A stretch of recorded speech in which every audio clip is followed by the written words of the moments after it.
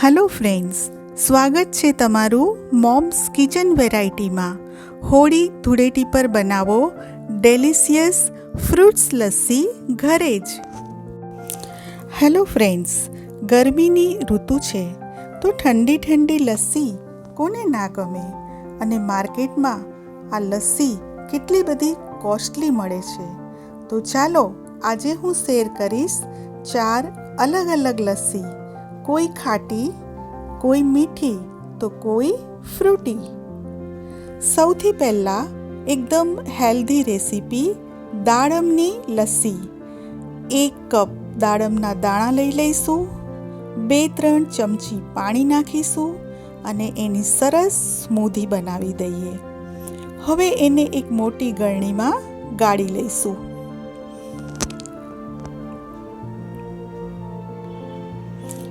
એક બોટલમાં ટ્રાન્સફર કરી લઈશું. હવે અડધો કપ દહીં, અડધો કપ દાડમનો જ્યુસ બંને બ્લેન્ડ કરી લઈશું.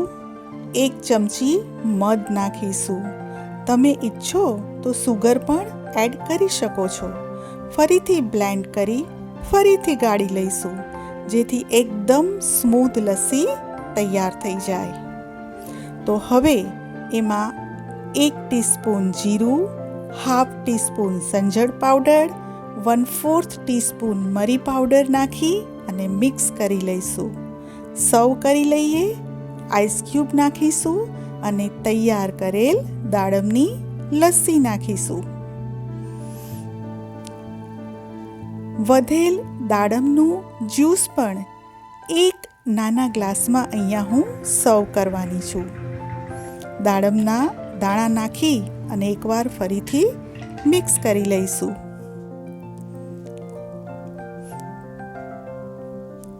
એકદમ બનાવવી ઇઝી એવી આ લસ્સી. અને હવે દાડમના એક એક દાણાને હું આંગળીની મદદથી પ્રેસ કરી અને દાડમના રસના ડ્રોપ્સ નાખું છું, કે જેનાથી ખૂબ જ ડેલિશિયસ લાગે છે. તૈયાર છે દાડમની લસ્સી. હવે સમરનું કિંગ ફ્રૂટ એવી મેંગો લસ્સી બનાવીશું. એના માટે 1 કપ પાકી કેરીના પીસીસ લઈ લીધા છે અને એને આપણે બ્લેન્ડ કરી લઈશું. સરસ જ્યુસ તૈયાર થઈ ગયો છે.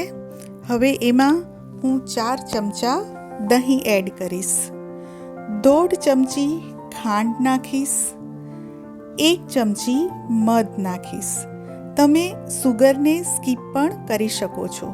ફરીથી એને બ્લેન્ડ કરી લીધું છે અને એકદમ સ્મૂથ લસ્સી તૈયાર થઈ ગઈ છે.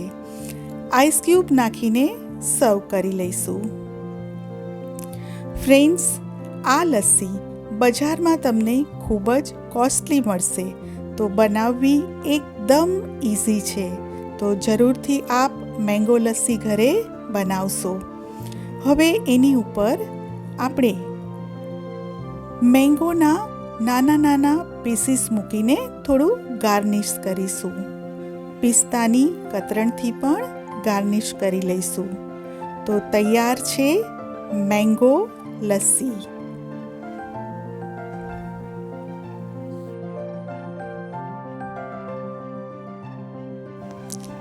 ચાલો હવે બનાવી લઈએ બનાના લસ્સી.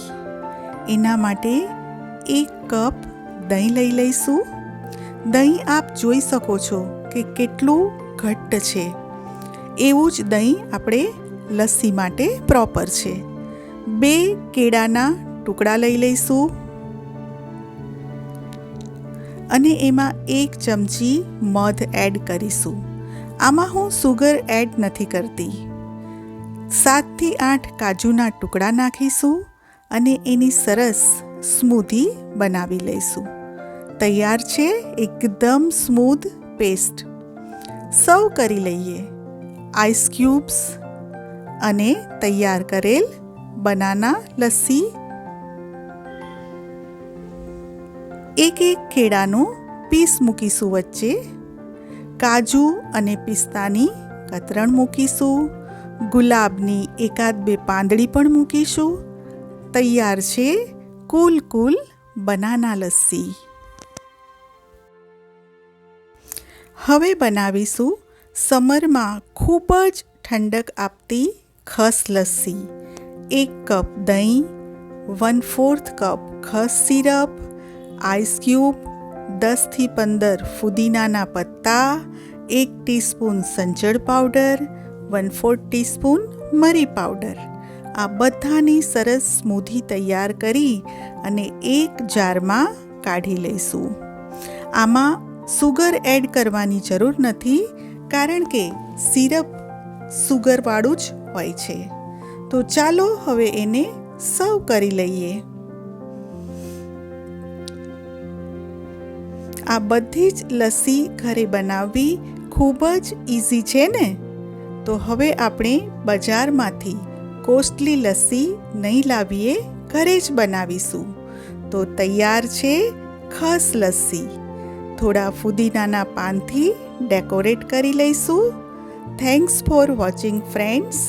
જો આપને મારી રેસીપી ગમતી હોય તો મારી ચેનલને સબસ્ક્રાઈબ કરશો, મારા વિડીયોને લાઈક આપશો અને શેર પણ કરશો.